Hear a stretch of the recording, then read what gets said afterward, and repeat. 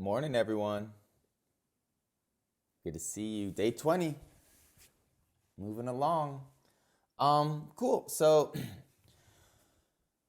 bouncing off of yesterday, uh, essentially we attempted to sort of dismantle the idea that there's actually a destination. We tried to disrupt this concept of a goal. And while mindfulness itself doesn't really orient towards any sort of enlightened state, and that is its power, the traditions that mindfulness came from, right? Directly Buddhism, but indirectly Hinduism, they absolutely have these like powerful goals. And so within that, the great theme of all of these ancient meditative traditions uh, of sort of reaching for something that we can't actively reach for, right? Quite a conceptual riddle. It's something to understand, and it is simplified and made accessible through one of the attitudes of mindfulness, letting go. And essentially, what it is saying is that as we mature mentally or psychologically, which you can interpret meditation as an intentional maturing of the psyche, we just have to learn to let go of things. And that when life takes things away from us, we have this tendency to hold on. We have this sort of latent tendency to throw our tantrums, just like a 2-year-old would if you take its toy away.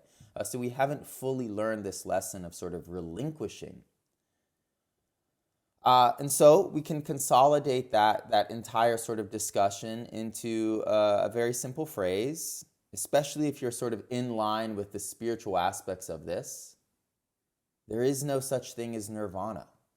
There is no such thing as samadhi. There is no such thing as enlightenment. It was a benevolent ruse to get you to the top of the mountain. And when you got to the top of the mountain, even though there was a promise of a temple or a lotus or a Buddha or a something, when you get to the top of the mountain and you realize that that specific thing isn't there, there might be a moment of disappointment, but you'll realize, I wouldn't have taken the journey any other way. And at the top, while the temple, right, this stand-in for the experience isn't there, there is still an experience. There is still the sky. There is still the cloud layer below you. There's still the wonder of being at the summit. And so I want you to interpret your practice in such a way. And so it's really been beautiful for me. This is going nowhere, literally. And in that, if you can be open to that, if you can let go of your expectations and not judge the reality against maybe a subconscious ideal, you'll find, yes, it's going nowhere, but there's nowhere really to go. That they're where you are, and where you are is where you need to be, right? Cool. And so we're going to move along, but I hope that idea resonated or stuck in some way. And again, you can use this simple phrase, there is no nirvana, to really sort of anchor it into a palpable experience. And so when we're meditating, and what I found personally, experientially, is I'm sitting there, I have the subconscious expectation for some sort of shift. I relinquish that expectation for a shift. I let go of that ideal. And all of a sudden, I'm like, okay, here I am. I'm just listening to my day, my morning. I'm just feeling my body as it is. Maybe it's comfortable. Maybe it's not comfortable. Maybe I'm listening to a bird. Maybe I'm thinking about what I have to do later. Okay, I understand. All of that is part of the moment. What am I doing? I'm trying to be with the moment on purpose, non-judgmentally, as if my life depends on it. And then all of a sudden, something does change. Hard to articulate, but all of a sudden you feel as if you're actually with the now. And I hope that you're recognizing that subtle sort of uplifting that happens as you sit down with this open attention. And so what's happening there? This is flow state. We've been talking about flow state. What's going on is you are releasing one of 6 or all 6 chemical compounds into the body. And so there is this chemical change. And before we get into the details of those chemicals, and we're going to explore them individually in the days to come, I want to talk about a culture in India, the Nat sect of yoga. So an ancient sect of yoga practitioners, and they had this belief. One, they have a tradition of cutting the bottom tendon of the tongue. So they'd snip the bottom tendon of the tongue, and now the tongue becomes a little bit more mobile in their mouth. And they practice a technique called Kachari Mudra. And Kachari Mudra is they'll take this sort of liberated tongue and they'll weave it all the way behind the palate of their mouth, and they'll try to sort of stick it up into their skull. Interesting, and the concept is they believe that a nectar called amrita is stored and generated in the head and drips down into the stomach. And this nectar is bliss. This nectar is ananda. And what happens in an ordinary life is you're sort of born into the world with a certain quantum of this nectar amrita. And if you don't plug it up with your tongue, it drips into your stomach and is burned away, right? This limited fuel of bliss. And so they work to stick their tongues in their mouths or into the back of their heads to plug up the nectar to keep their reserves of amrita for the entirety of their lives. And so this is an archaic and deeply symbolic and inaccurate understanding of something that might prove to be more true than we realize. Essentially what they are saying is we extract joy, we release dopamine as we get older and older and older through associations with things. And so we release dopamine and oxytocin and serotonin, all of these sort of positive compounds when we see a friend or when we engage in a hobby that we enjoy. And these are productive ways of sort of developing or increasing or enriching our reserves of these compounds that are positive. But we also become addicted to experiences, especially people in the modern age, to things that generate these releases in a less productive way. Caffeine, sugar, technology, scrolling on our computers. And in this, our body learns to rely on these experiences to release these positive compounds. And so now our amrita, our nectar, isn't being generated purely through our own minds or through our own beings. It is a condition of an attachment. It is a condition, more practically said, of an addiction. So I know cigarettes are bad for me.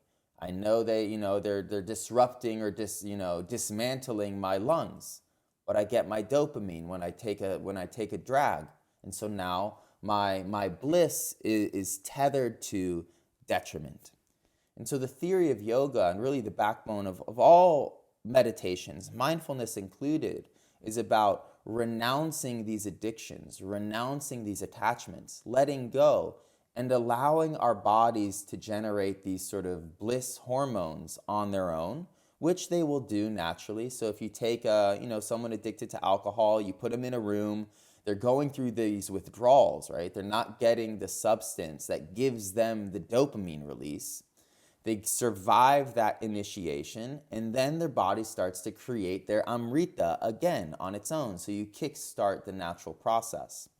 But with meditation, we're learning to sort of expand upon that production without any attachments whatsoever. So even the positive attachments of, like, say, being with friends and family or going into the woods or seeing a beautiful sunset, which are, of course, beautiful ways and beautiful rituals to release this amrita or essentially to create joy for ourselves. Pure meditation, right? So I'm going to sit here, I'm going to close my eyes. We're learning to generate those experiences essentially from nothing. And so all I want you to consider is, and we're tethering this to the idea that there is no nirvana, tethering this to the concept of sort of like the emptiness of a meditative mind, that there is no emptiness in this situation, that when you're sitting here and the mind dissolves and you enter this state of deep presence, there's a lot going on in the head. And while the traditions of meditation describe it as a nothingness or describe it as an absence, and you might interpret it as, oh, I cleared my mind, or I sort of settled my mind, I pulled it into less actioning. The reality is you're actually sort of making the brain, work more. The mind is being pacified, but the brain, the organism, is actually working very hard and firing more information and more bioelectricity and bioaction into the tissues. And so when you touch this state of relinquishing or lessening, I just want you to know physically you're increasing the effort of your organism. And that's sort of it. So when you touch this state today, if you do, right, it comes in waves, a little bit of presence, a deeper sense of now, a deeper sense of satisfaction. I want you to think that you are releasing amrita. You are dripping these compounds from the brain into the nervous system. And the more time you spend in this drip, essentially saturating yourself in these sort of very productive and adaptive hormones, the more transformation you will reap over time. And so you're looking for a drip. And that's sort of it today. So I hope that helps you understand what's happening biologically when you touch these zones.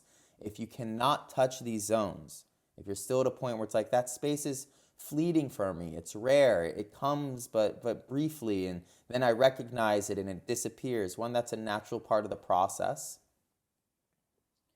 But two, you think the sky is real. You think nirvana is real. There is a latent expecting for something extraordinary, when the whole point of this practice is for you to fall in love, to devote yourself to the most mundane of experiences. Just you, sitting in a very, very normal, sort of unmiraculous moment. The great epiphany, once you can let all of that go and finally be here and not judge it or compare it to something else, is you find that there is no such thing as ordinary. Everything is extraordinary. There is no such thing as nothing. When you're sitting here just doing nothing, you're still interacting with everything, doing everything. You're immersed in a living reality. We just don't see that. So if you can't touch those states, you need to think of how you are thinking about the world. There is no nirvana. There is no deep now. There is no reaching for the deep present. You're here. Your mind is just in the way. Okay, cool. So we're going to do that. I'll come in sort of sporadically. Maybe, hopefully, my interruption will align with a moment of deep presence for you. And then we can interpret it gently as it's happening. It is not the absence of anything. It is the activation of your brain firing in new ways, releasing specific chemicals that most of us get through either positive channels, good relationships, exercise, healthy hobbies, but I'm sure most of us also get through less adaptive or maladaptive channels. We all have our little addictions. We all have our little quirks. And what our practice is about is, can I generate those compounds all on my own? Yeah, we can. Okay, here we go. Let's do this. Powerful seated position.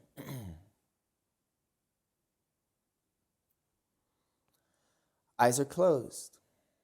So it's the same thing. Very repetitive. Just like taking a shower. Just like brushing our teeth. Just like cleaning our home. It's just a way of managing ourselves. Slow the breath.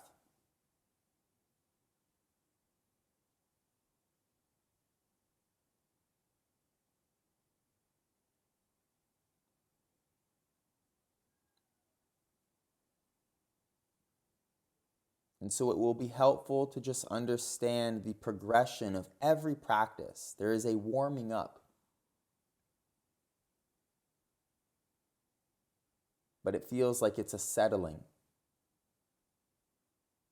Take a second to hone into one sense, listening or feeling more than likely.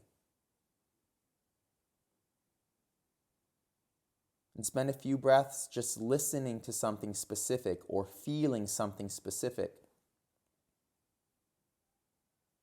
And this is grounding and anchoring, like a feather slowly falling to the earth.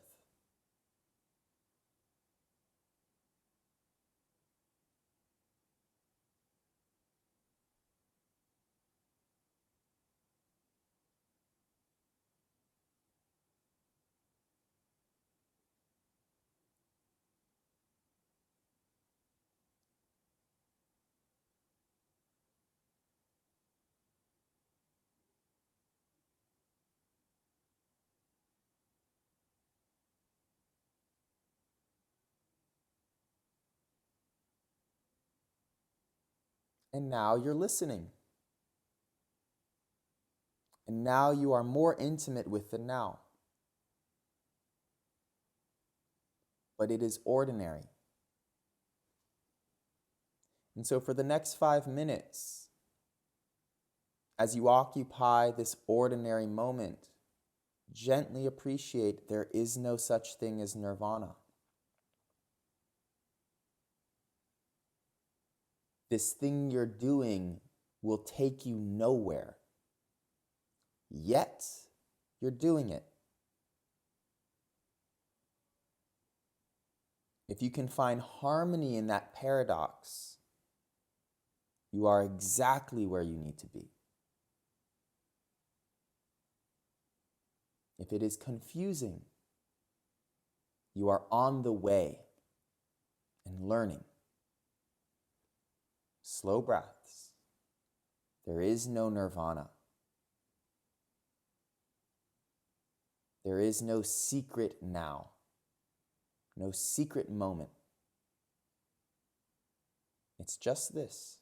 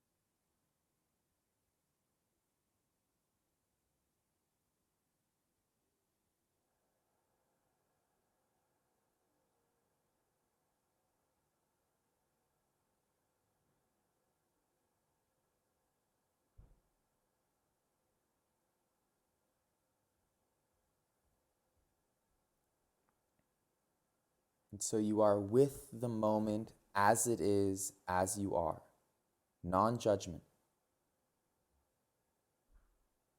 You are with the moment patiently.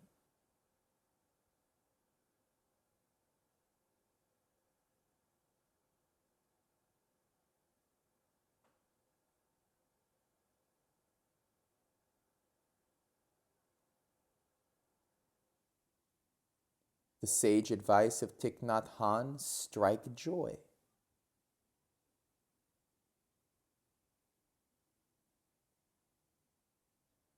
But to find joy in this process, you have to be the sort of person that yearns gently for an intimacy with reality. And I imagine, of course, you are such a person.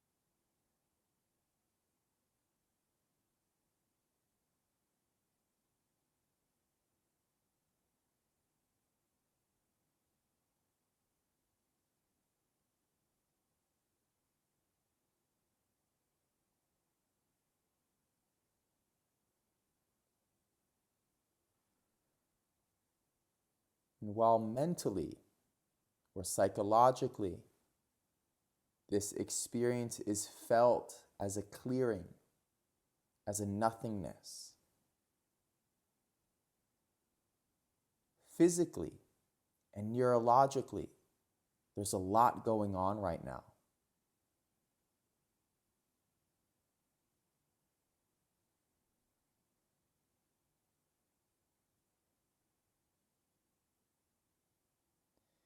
If there are gentle spikes in satisfaction, in ease, in patience,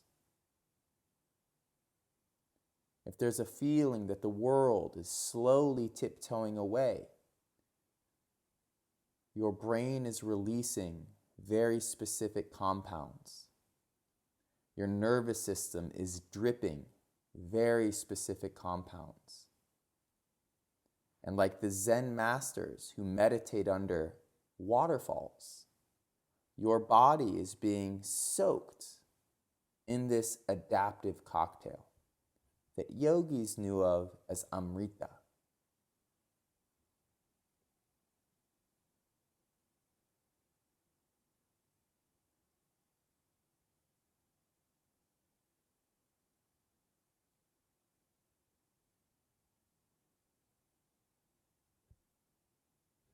Slow the breath. And just understand you are manipulating the dials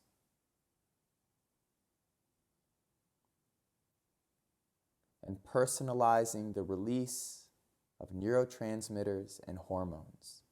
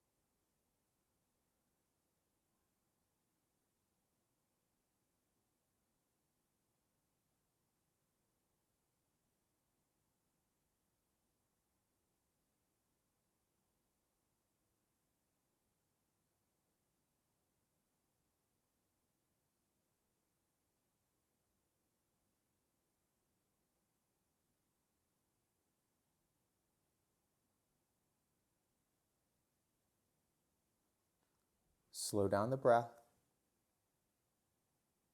There is no nirvana.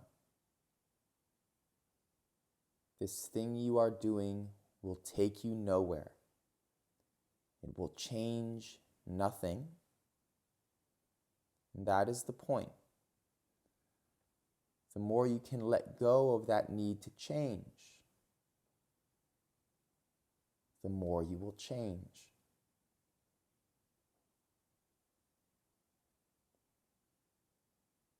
But it has to be authentic.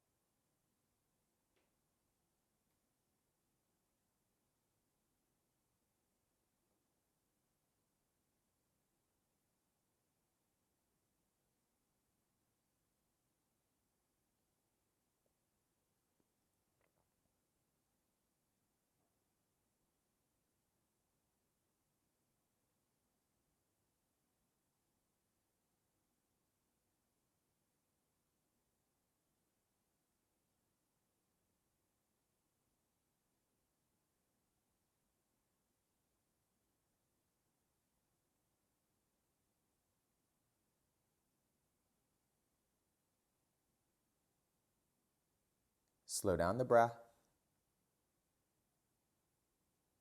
Nothing is happening. Everything is happening.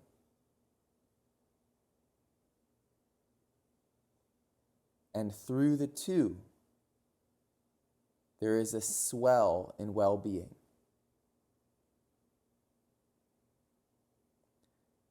That is the magical conundrum of mindfulness.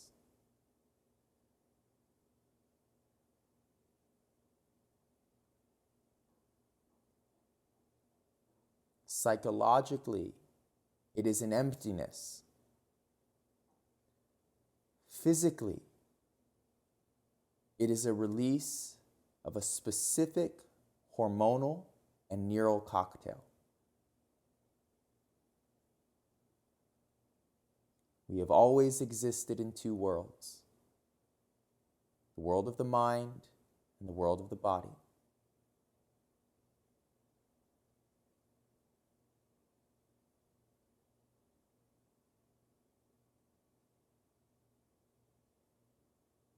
Alrighty, with the breath in, open your eyes. Cool. So the idea hopefully is that you've been building a relationship with that space throughout our time together. We're almost at 3 weeks. But it's also very nice to understand what's going on, especially in hindsight. When you're in the heat of the practice, don't think about what's going on, right? But after the fact, when you're reflecting, what's actually what's actually happening when I'm sitting there? What's this doing?